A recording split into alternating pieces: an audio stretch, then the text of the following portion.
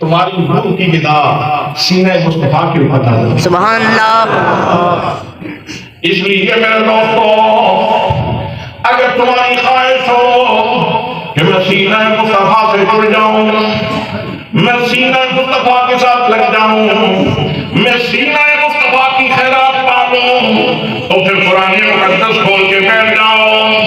جتنی دیر تک قرآن مقدس کی تلاوت کرتے رہو گے، اتنی دیر تک تمہارا تعلق سینہ مصطفیٰ سے جڑا رہے گا۔ سبحان اللہ۔ اور پھر اس کے اوپر مزید لطافت یہ ہے کہ سینہ مصطفیٰ کے اوپر قرآن نازل کیا، پھر اس نے ذہن مصطفیٰ کا سفر کیا، فکر مصطفیٰ کا سفر کیا، پھر اس نے زبان مصطفیٰ چومی، اور پھر لب مصطفیٰ کو چوما، اور لب مصطفیٰ کو چوم کر پھر قرآن مقدس میرے اور آپ تک پہنچا۔ سبحان اللہ۔ صحابہ کرام اہل بیت کے ہاتھ تک پہنچا، پھر ان کے وسیلے سے ہم تک پہنچا۔ اللہ کے محترم، ذرا تصور تو فرمائیں کہ یہ کتنی برکتوں کا حامل ہے۔ قرآن چومے لب مصطفیٰ، تو یہ قرآن مقدس سعادت بخشنے والا ہے، ایسا ہو سکتا ہے؟ اور اگر نبی کریم صلی اللہ تعالیٰ علیہ وسلم کے لب قرآن کو چومے تو یہ بھی سعادت کی بات ہے، اس لیے کہ یہ اللہ کا کلام ہے۔ سبحان اللہ۔ اس لیے کہ اللہ کا کلام ہے۔ تو میرے دوستو، ہم قدم مصطفیٰ کو چومنے کے لیے بے قرار رہتے ہیں، تو اگر آپ قرآن مقدس کو پڑھ لیں، قرآن مقدس کا مطالعہ کریں، تو جتنی دیر تک آپ قرآن مقدس پڑھتے رہیں گے، سنتے رہیں گے، اتنی دیر تک آپ کا تعلق سینہ مصطفیٰ سے جڑا رہے گا۔ سبحان اللہ۔ تو وہ روحانی غذا جو اللہ نے ہمارے لیے قرآن مقدس کی صورت میں نازل کی ہے، میں نے اس کی 2 آیتیں تلاوت کی ہیں، ان کا ترجمہ اور مختصر تشریح کروں۔ پروردگار عالم نے ارشاد فرمایا، وَقَضَىٰ رَبُّكَ، فرمایا زمین کے سینے میں بسنے والوں اور چرخے نیلو پھری کے سائبان کے نیچے زندگی گزارنے والوں، یاد رکھو تمہارے رب نے یہ فیصلہ کر دیا ہے۔ یا اللہ، کیا فیصلہ ہے؟ فرمایا فیصلہ یہ ہے جو تم نے عبادت کرنی ہے تو فقط اللہ کریم کی کرنی ہے، صرف اللہ کی عبادت کرنی ہے۔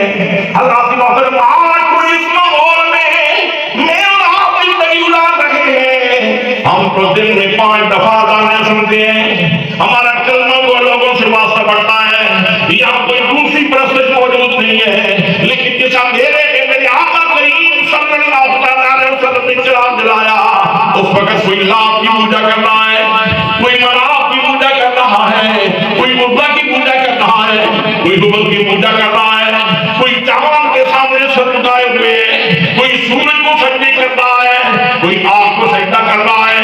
اس تاریخی میں میرے آقا کریم صلی اللہ علیہ وسلم نے پیغام دیا، فرمایا لوگو، تمہارے رب نے فیصلہ کر دیا ہے کہ تم نے عبادت کرنی ہے تو فقط اللہ کریم کی کرنی ہے۔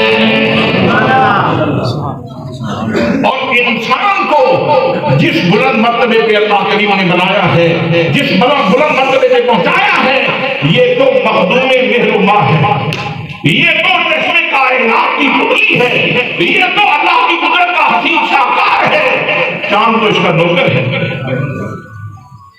چاند اپنی چاندنی انسان کی خدمت میں پیش کرے تو اس کی معراج ہو جاتی ہے، سورج اپنی روشنی انسان کی خدمت میں پیش کرے تو اس کی معراج ہو جاتی ہے، پہاڑ اپنے سینے میں نمک لے کے کھڑا ہے، جسم اور کوئلہ لے کے کھڑا ہے، اور اس انتظار میں ہے کہ انسان آئے اپنی عبادت وصول کرے اور میری معراج ہو جائے۔ چاندی کا پہاڑ اپنے سینے میں سونا لیے کھڑا ہے اور انسان کا انتظار کر رہا ہے، انسان آئے اپنی عبادت وصول کرے اور میری معراج ہو جائے۔ ہر چیز کی معراج یہ ہے کہ وہ انسان کی خدمت کرے، اور انسان کی معراج یہ ہے کہ یہ اپنے رب کی بارگاہ میں جھک رہا ہے۔ اس کی معراج اللہ کی بارگاہ میں جھکنا ہے۔ تو پہلا فیصلہ یہ دیا کہ تم نے عبادت کرنی ہے تو فقط میری کرنی ہے۔ بڑا اہم موضوع تھا۔ 1,24,000 انبیاء کرام کے مباحث کا اہم ترین موضوع تھا، لیکن اس کو ایک جملے میں بند کرتا، ایک جملے میں کلوز کر دیا، اور اس کے بعد پھر ایک نیا عنوان میرے رب نے چھیڑا، ایک نیا موضوع چھیڑا اور وہ کیا ہے اور اس کو کتنی لطافت سے بیان کیا جا رہا ہے. آئیے میں قرآن مقدس کی آیات آپ کی خدمت میں پیش کرتا ہوں. میرا نام دل صاحب فرماتا ہے فرمایا وَبِالْوَالِدَيْنِ إِحْسَانًا فرمایا یہ جن دو ہستیوں کے واسطے سے وسیلے سے تمہیں وجود ملا ہے. تم اس کائنات کے حق وجود میں آئے ہو. تمہیں نعمتیں ملی ہیں جن کے واسطے سے تم پیدا ہوئے ہو, جن کو والدین کہا جاتا ہے. فرمایا میرے بندو ان کے ساتھ حسن سلوک سے پیش آنا. لفظ احسان موجود ہے اور لفظ احسان کا مادہ اشتقاق حسن ہے. حسن کا خاصہ یہ ہے کہ حسن کے اندر ترشی نہیں ہوتی, حسن کے اندر تلخی نہیں ہوتی, حسن کے اندر کھردرا پن نہیں ہوتا, حسن کے اندر سختی نہیں ہوتی, حسن کے اندر اٹریکشن ہوتی ہے, جاذبیت ہوتی ہے, کشش ہوتی ہے. تو گویا ارشاد فرمایا جا رہا ہے کہ تمہاری ڈیوٹی تو ہے کہ تم نے اپنے والدین سے اچھا کام کرنا ہے, لیکن سنو پانی دینا تمہاری ڈیوٹی ہے, لیکن اس انداز میں نہ دینا کہ تیری لہجے میں ترشی ہو, تیرے انداز میں ترشی نہ ہو. کھانا دینا تمہاری ڈیوٹی ہے, لیکن اس انداز میں نہ دینا کہ تمہارے انداز کے اندر تلخی موجود ہو. ان کو دوائی لا کے دینا تمہاری ڈیوٹی ہے, لیکن اس انداز میں نہ دینا کہ ان کے مزاج پہ گرانی گزرے. نہ ان کے ساتھ ہمیشہ حسن سلوک سے پیش آنے. میرے دوستوں پیغام پہنچ گیا, بڑے جامع انداز میں بات ہو گئی, ہم چھوٹے بڑے کو بات سمجھ آ گئی. پیغام تو پہنچ چکا تھا, مفاہیم پہنچ گئے, لوگوں کو بات سمجھ آ گئی, لیکن حضرات کی محترم اللہ کریم نے اس مضمون کو یہاں کلوز نہیں کیا, بلکہ اس کو مزید طول دیا, بلکہ ساتھ فرمایا وَبِالْوَالِدَيْنِ إِحْسَانًا إِمَّا يَبْلُغَنَّ عِندَكَ الْكِبَرَ أَحَدُهُمَا أَوْ كِلَاهُمَا فَلَا تَقُل لَّهُمَا أُفٍّ. فرمایا میرے بندو یاد رکھنا, جب والدین میں سے کوئی ایک بوڑھا ہو جائے یا دونوں بوڑھی ہو جائیں اور تم ان کی خدمت کے اوپر معمور ہو, تو یاد رکھنا کبھی بھی اپنے والدین کے سامنے اف نہ کرنا. آپ نے غور کیا ہے, دو پہلو ہیں اس بات کے. ایک پہلو یہ ہے کہ مجھے میرے والدین کا ادب و احترام سکھایا جا رہا ہے, ایک پہلو تو یہ ہے. اور دوسرا پہلو یہ ہے کہ میں بھی تو صاحب اولاد ہوں, میرے بچوں کو میرا ادب سکھایا جا رہا ہے. سکھانے والا کون ہے؟ سبحان اللہ. پھر ایک دفعہ بولیں اللہ کا نام بلند کرنا. سکھانے والا کون ہے؟ بھائی سکھانے والا کون ہے؟ اللہ. مدرسہ میں, اسکول میں جو استاد آپ کا ادب آپ کے بچوں کو سکھائے, آپ جب بھی اس کے پاس سے گزرتے ہیں, استاد جی بڑی مہربانی, استاد محترم بہت شکریہ, آپ کی تعلیم و تربیت نے میرا بچہ سنوار دیا ہے. حضرات ہم ذرا اپنا وزن کریں, اپنی اوقات دیکھیں, اپنی حیثیت دیکھیں, اپنی نصاب دیکھیں کہ میں کیا ہوں, میری نصاب کیا ہے, اور پھر میرے اوپر کرم کتنا ہے کہ احکم الحاکمین میرے بچوں کو میرا ادب سکھائیں. سبحان اللہ. کتنے سجدے بنتے ہیں شکر کے, اندازہ لگائیں نا کتنے شکر کے سجدے بنتے ہیں. مجھے کتنا شکر کرنا چاہیے, مجھے کتنا سماس کرنا چاہیے, مجھے اپنے رب کی بارگاہ میں کتنا صبر کرنا چاہیے اور یاد کرنا چاہیے کہ میرے مالک تیرا شکریہ, میری کو حیثیت کچھ نہیں تھی, میری کو اوقات کچھ نہیں تھی, تو ادب حاکمین ہو کر میرے بچوں کو میرا ادب سکھا رہا ہے. اس آیت کو میں نے ابھی پڑھی ہے, فرمایا اما یبلغن عندک الکبر احدهما او کلاهما فلا تقل لهما اف. جب ان میں سے کوئی ایک بوڑھا ہو جائے یا دونوں بوڑھے ہو جائیں تو ان کے سامنے اف بھی نہیں کرنی. یہ بوڑھا ہونے کا کیا مسئلہ ہے؟ والدین تو جوان بھی ہو تو پھر بھی والدین آتے ہیں. اس میں بھی دو چیزیں ہیں. ایک تو یہ ہے کہ جب تک ان کی ہڈیوں میں مک ہوتی ہے، جب تک وہ کام کرنے کے قابل ہوتے ہیں تو وہ اپنا بوجھ ویسے ہی خود اٹھائے پھرتے ہیں، وہ اپنے بچوں کے اوپر بوجھ بنتے ہی نہیں۔ تو اس لیے کہا کہ جب تک وہ اپنا بوجھ خود اٹھا رہے ہیں تو اس وقت تک تو وہ مرہون منت ہی نہیں، تو وہ تو خود اپنا کام کر رہے ہیں۔ تو اس لیے جب بوڑھے ہو جائیں تو اس وقت تمہاری ڈیوٹی نہ گئی کہ تم نے ان کی خدمت کرنی ہے، تو اس وقت ان کے سامنے اف بھی نہ کرنا۔ ایک پہلو یہ ہے، اور دوسرا پہلو یہ ہے کہ اللہ کریم ارشاد فرماتا ہے من نعمرہ ننکسہ فی الخلق، جیسے جیسے ہم کسی بندے کی عمر بڑھاتے ہیں تو اس سے واپس انہیں قدموں کے اوپر لوٹانا شروع کر دیتا ہے۔ بندہ جیسے جیسے بڑا ہوتا ہے تو اس کے اندر بچپنے کی عادتیں آنا شروع ہو جاتی ہیں۔ اکثر بوڑھے بچوں کی طرح باتیں کرتے ہیں اور بچوں سے معاملات کرتے ہیں، بڑا سیانا اور بڑا دانا بندہ زندگی میں پنچایت کے فیصلے کرتا رہا، لیکن جب بڑھاپا آتا ہے تو اس وقت وہ بھی نماز پڑھتے ہوئے بھی دائیں بائیں دیکھ رہا ہوتا، حالانکہ اپنے دور کا سیانا بندہ تھا، بڑا زیرک انسان تھا، لیکن جب بڑھاپا آیا تو بڑھاپے نے یہ تبدیلیاں کر دی۔ حضرات محترم، اللہ فرماتا ہے کہ یہ بڑھاپا، یہ کمزوری، یہ ان کی اختیار کردہ نہیں، یہ میرے نظم کا حصہ ہے، یہ میرے نظم قدرت کا حصہ ہے، میں نے ان کے اوپر بڑھاپا طاری کیا ہے، اس میں ان کا کوئی قصور نہیں، لیکن تمہاری ڈیوٹی یہ ہے کہ ان کے مزاج میں اگر بڑھاپے کی وجہ سے تلخی آ جائے، ظاہر ہے انسان زندگی میں بے شمار صدمات برداشت کرتا ہے، کبھی بھائی چلا گیا، کبھی بہن چلی گئی، کبھی کوئی صدمہ، کبھی کوئی صدمہ، کوئی صدمہ، تو صدمات سے زندگی دو چار ہوتی ہے، اور بڑھاپے میں انسان کے دل کے اوپر بہت سارے زخم ہوتے ہیں، اس لیے طبیعت میں چڑچڑاپن آنا یہ ایک لازمی امر ہے۔ اللہ کریم ارشاد فرماتا ہے کہ جب دونوں میں سے کوئی ایک بوڑھا ہو جائے یا دونوں بوڑھے ہو جائیں تو ان کے سامنے اف نہیں کرنی، اف۔ حضرات یہ بات بھی سمجھنے کی ہے، بیٹے کو باپ نے کہا کہ یہ کام کرنا ہے، آگے سے جواب ملتا ہے اے جی ٹھیک ہے کرنا نہیں ہم، اس کی اجازت نہیں۔ باپ نے بیٹے سے کہا بیٹا یہ کام کرنا ہے، ذرا چیزیں کر رہی ہیں، اس کی بھی اجازت نہیں، بیٹا یہ کام کرو، اے جی کر رہے ہیں، اس کی بھی اجازت نہیں۔ بڑا فرمانبردار بچہ تھا، والد نے کچھ ایسا کام کہا جو گراں گزرا تو بول نہیں سکتا تھا، تو کہا یہ جو ناپسندیدگی سے اس زبان سے نکلا ہے اس کے اوپر بھی پابندی۔ کوئی ایسا ریسپانس مت دینا کہ جس سے تیری ماں کا دل ٹوٹ جائے، تیرے باپ کا دل ٹوٹ جائے، نہ ان کے سامنے اف بھی نہیں کرے۔ اب اس سے جامع مضمون اور کیا ہو سکتا تھا؟ بڑا جامع مضمون تھا، پیغام پہنچ گیا، لیکن مضمون کو یہاں کلوز نہیں کیا، اللہ کریم نے اس کو مزید آگے چلا دیا۔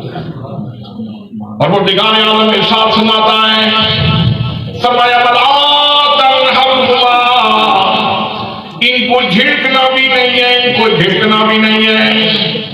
حضرات محترم، تاکید در تاکید، میسج کے اوپر میسج، پیغام کے اوپر پیغام ہے، یہ بھی بڑا جامع جملہ ہے، لیکن بات یہاں پہ ختم نہیں کی، مضمون کو یہاں کلوز نہیں کیا، بلکہ مزید اللہ کریم ارشاد فرماتا ہے، فرمایا وَقُلْ لَهُمَا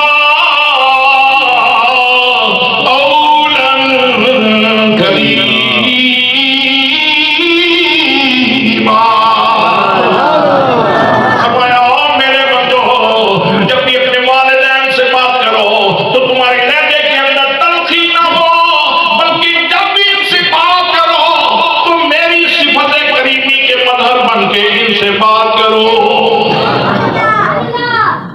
حدیث پاک ہے تخلقوا باخلاق اللہ، اللہ کے اخلاق سے اپنے آپ کو آراستہ کرو، اللہ کے اخلاق سے اپنے آپ کو آراستہ کر لو، سجا لو۔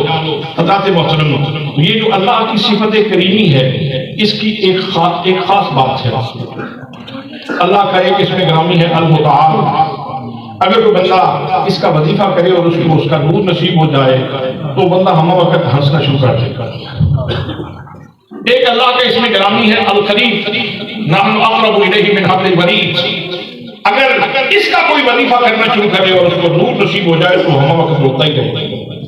اس لیے بزرگ فرماتے ہیں کہ اگر کوئی وظیفہ کرنا ہو تو اپنے مرشد سے اپنے شیخ سے اجازت لے کے وظیفہ کرو. لیکن آمدن بسر مطلب مختلف اسماء حسنہ کی مختلف تاثیرات ہیں. یہ جو لفظ کریم ہے اس کے اندر ٹھنڈک پائی جاتی ہے. میں نے کتنے لوگوں کو اس کا تجربہ کروایا کہ اگر کسی کو ہائی بلڈ پریشر کا مرض ہو اور وہ جس وقت بلڈ پریشر ہائی ہونے لگے تو وضو کر کے وہ یا کریم کا وظیفہ کرنا شروع کر دے تو اس کا بلڈ پریشر کنٹرول ہو جاتا ہے. اور اللہ کی صفات کے سب سے بڑے مظہر میرے آقا کریم صلی اللہ تعالیٰ علیہ وسلم ہے. اسی لیے اللہ نے اپنے نبی کو بھی صفت کریمی عطا فرمایا اور ہمارے بزرگ اس صفت کریمی کے ساتھ ذکر بھی کرتے ہیں. سیدنا کریم صلی اللہ علیہ وآلہ وسلم. سیدنا کریم صلی اللہ علیہ وآلہ وسلم. آپ یہ پڑھنا شروع کر دیں یا کریم پڑھنا شروع کر دیں تو آپ کا بلڈ پریشر کنٹرول ہو جائے گا. مطلب کیا ہے؟ حضرات صفت کریم کے اندر ٹھنڈک پائی جاتی ہے. اللہ فرماتا ہے کہ جب والدین سے بات کرنی ہونا تو تمہاری شخصیت میری اس صفت کا مظہر بن جائے. یعنی تم بات کرو تو والدین کے کلیجے میں ٹھنڈ پڑ جائے. سبحان اللہ. والدین کے کلیجے میں ٹھنڈ پڑ جائے. بڑا جامع جملہ تھا. میسج پہنچ چکا ہے, پیغام پہنچ چکا ہے اور ابھی میرے پاس 15 منٹ باقی ہیں جیسے قمر سلیم صاحب نے کہا. تو میں ان 15 منٹ کے اندر اسی کے اوپر یہ کرنا چاہتا ہوں کہ یہ بہت جامع پیغام تھا جو پہنچ چکا, بہت جامع پیغام تھا جو پہنچ چکا, لیکن اللہ نے ابھی اس بات کو بند نہیں کیا, اس مضمون کو کلوز نہیں کیا, بلکہ اللہ کریم نے ساتھ فرماتا ہے, فرمایا وَقْفِرْ لَهُمَا جَنَاحَ الذُّلِّ مِنَ الرَّحْمَةِ. فرمایا میرے بندو جب بھی والدین کے سامنے تم نے حاضر ہونا ہے, اگر تم کسی اسٹیٹ کے پریزیڈنٹ بن گئے ہو, پرائم منسٹر بن گئے ہو, ایم ایل اے بن گئے ہو, ایم پی اے بن گئے ہو, علامہ علماء بن گئے ہو, مفتی اعظم بن گئے ہو, بڑے سے بڑا عہدہ تمہارے پاس موجود ہے, لیکن اپنے والدین کو اپنا عہدہ مت جتلانا. ساری دنیا کے سامنے تم اپنے کندھے کے پھول دکھلا سکتے ہو, اپنے کندھے دکھلا سکتے ہو, لیکن جب والدین کے سامنے آؤ تمہارے پاس بڑے سے بڑا منصب ہو, جب ماں باپ کے سامنے آؤ گے تو ان کے سامنے بچہ بن کے بیٹھنا ہے.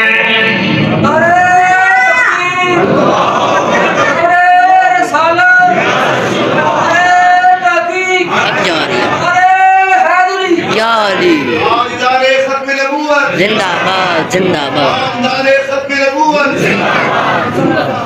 میرے آقا کریم صلی اللہ علیہ وسلم نے اس کے اوپر سنت بھی قائم فرمائی.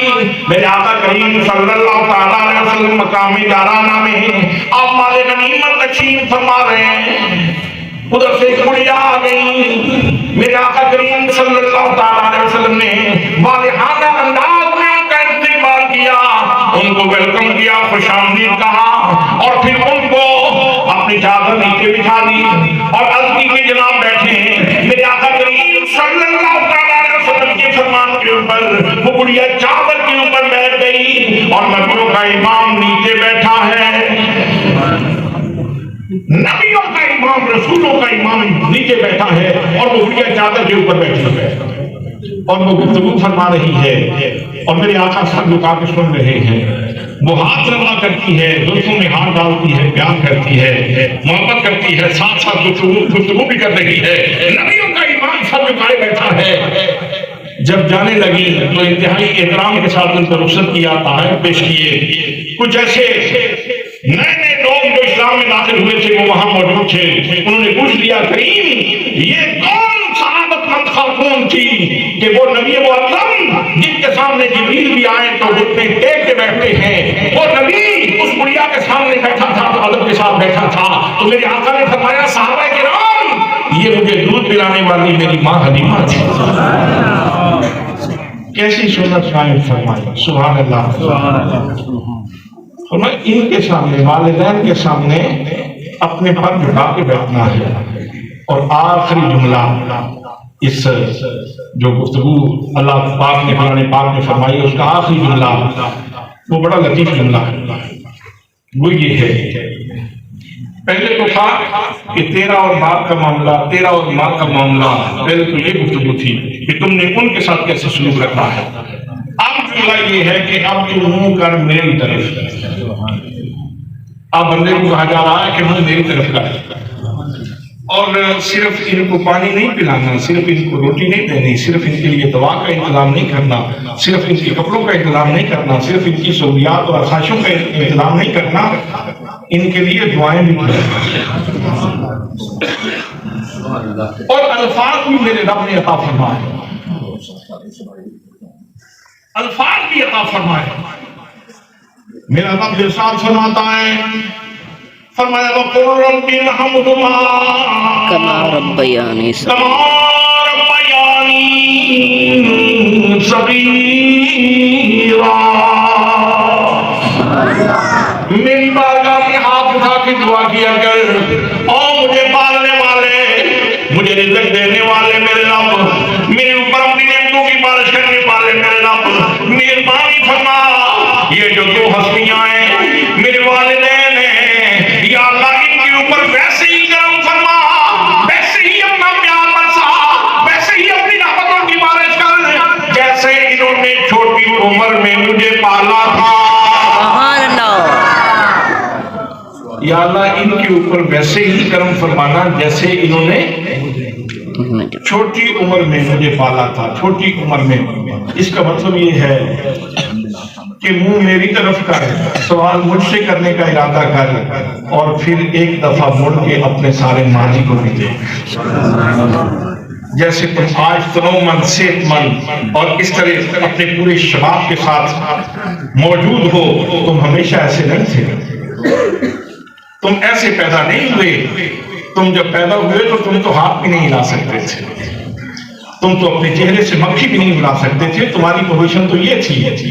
اور حضرات اگر ہم سب پیچھے مڑ کے دیکھیں ماضی کی طرف تو ہم میں سے ہر ایک بندہ اس مرحلے سے گزرا ہے کہ سردیوں کی یک بستہ رات دھند پڑ رہی ہے اور بیٹے نے بستر کے اوپر پیشاب کرنا تو کبھی پچانے میں کوئی ایسی بات سنی ہو کہ اس دفعہ سردیوں میں بچے نے فلاں کے بچے نے رات کو جب پیشاب کر دیا تو ماں نے اٹھا کے گلی میں پھینک دیا. جی گنوال میں جھاپیاں میں بھیرا میں سرگودا میں کبھی کسی نے ایسی کوئی خبر سنی ہو. ماں جہاں بھی ہے ماں ہی ہوتی ہے. کوئی شاذ کیس ہوگا کہ کسی ماں کی ممتا میں کمزوری ہو مگر نہ ماں ماں ہوتی ہے. ماں نے وہ بچے کو اٹھایا اور خوش بستر پہ اس کو لٹایا اور خود پیشاب والے بستر پہ لیٹ گئی. بھئی ابھی تو آسودہ حالی ہے. ایک ایک گھر میں کئی کئی کپڑے موجود ہیں. تھوڑا سا پیچھے جائیں آج سے 50 سال پیچھے چلے جائیں تو کپڑے بھی بڑے محدود سے ہوتے ہیں. کسی کے پاس کوئی ایک کپڑا ہے ایک سوٹ ہے کہیں آنے جانے کے لیے باقی گھر میں ویسے ہی چلتے چلتے رہتے ہیں. ایک سوٹ رکھا ہوا ہے کہیں آنے جانے کے لیے. آج کل تو 20 جوڑوں کے باوجود بھی ہم غریب ہیں. 20 جوڑے موجود ہیں اور پھر بھی ہم غریب ہیں. حضرات عام مسئلے مطلب میں یہ عرض کرنا چاہ رہا ہوں کہ ماں بیٹے کو پیشاب والے بستر سے اٹھا کے خشک بستر پہ لٹا دیتی ہے اور خود پیشاب والے بستر پہ لیٹ جاتی ہے اور پھر ساری رات کمبل اٹھا کے رضائی اٹھا کے دیکھے بیٹے کو کہیں ٹھنڈ تو نہیں لگ رہی. بیٹے کو کہیں ٹھنڈ تو نہیں لگ رہی ہے. ماں کے سینے میں کیا پیار کا سمندر رب نے رکھ دیا. پیار کا سمندر رکھ دیا ہے ماں کے سینے میں. اور جب بیٹا گھر سے باہر نکلے تو ماں کے ہاتھ کھڑے ہو جاتے یا اللہ خیری آوے یا اللہ میرا بیٹا خیری آوے. تو اسی لیے تو کسی پیار والے نے کہا تھا میرے سب کام میری ماں کی دعاؤں سے ہوئے ہیں. میرے سب میری ماں کی دعاؤں سے ہوئے ہیں.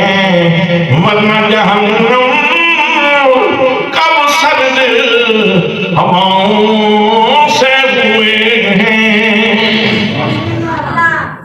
मैं खुद इस मरहले से क्योंकि गुजर चुका हूँ, तो वालिदा मालिदा का जब विशाल हुआ तो एक दोस्त आया, आगे कहने लगा हजरत अब एक चीज की कमी तो आ गई, वो जो माँ की दुआएं थी वो तो अब खत्म हो गई। मैंने कहा यकीनन सदमे की बात है, लेकिन मेरी माँ मेरे लिए इतनी दुआएं कर गई है, मेरी सांसें कम है और मेरी माँ की दुआएं ज्यादा है।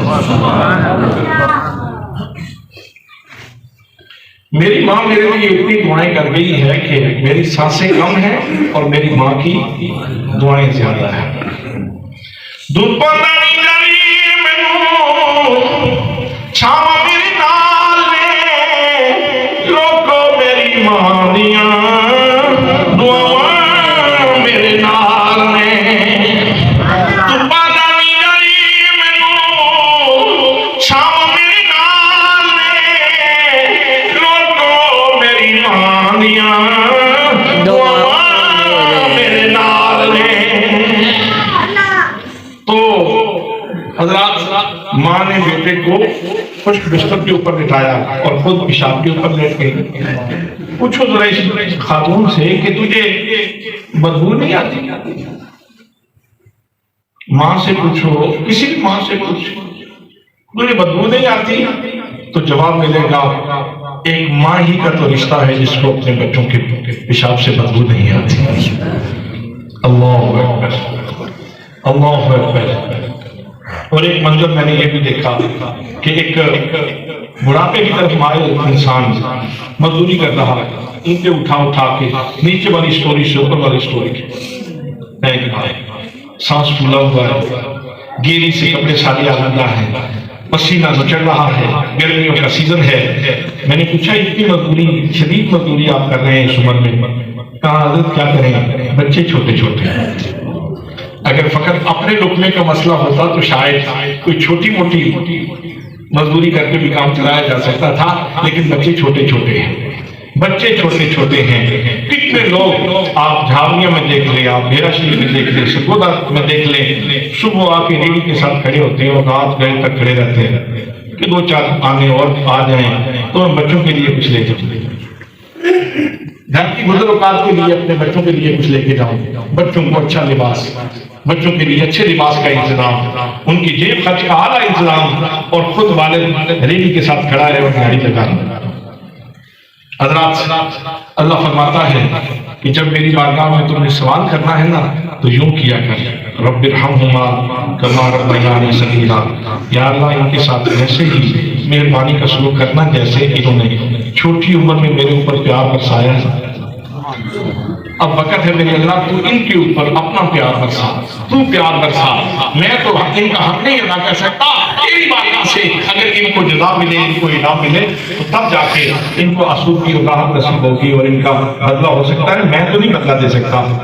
हज़रात, इन दो आयतों में अल्लाह करीम ने पहले अपना हक बयान किया और फिर वालिदैन का हक बयान किया। अपना हक एक ही जुमले में बयान करके बात को क्लोज कर दिया, वालिदैन का हक एक हुक्म, फिर दूसरा हुक्म, फिर तीसरा हुक्म, फिर चौथा हुक्म, फिर पांचवा हुक्म, फिर छठा हुक्म।